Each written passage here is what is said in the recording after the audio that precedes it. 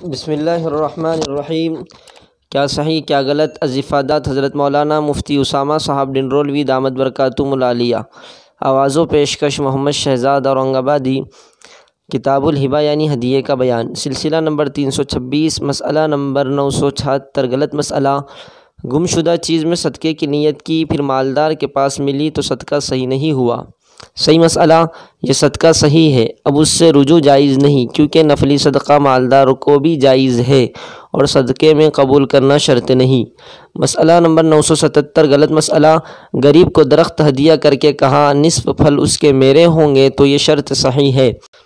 صحیح مسئلہ: یہ شرط باطل ہے، البتہ ہدیہ و صدقہ صحیح ہے، پس اس غریب کے ذمے نصف پھل دینا لازم نہ ہوگا۔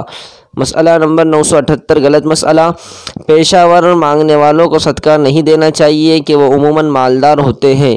صحیح مسئلہ: اس میں غالب گمان کا اعتبار ہوگا، اگر قرائن علامات سے غالب گمان ان کے محتاج ہونے کا ہے تو دینا جائز ہے بلکہ مستحسن ہے، اور اگر مالدار ہونے کا ہے تو بعض علماء کے نزدیک دینے والا گناہگار ہوگا، کیونکہ جب مالدار ہے تو اس کے لیے سوال حرام ہے، تو دینے میں یک گناہ اعانت علی المعصیت ہے۔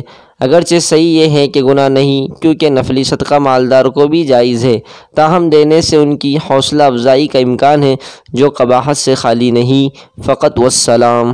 ایک چھوٹا سا پودا تھا تو جامعہ، جو اخلاص سے اب تناور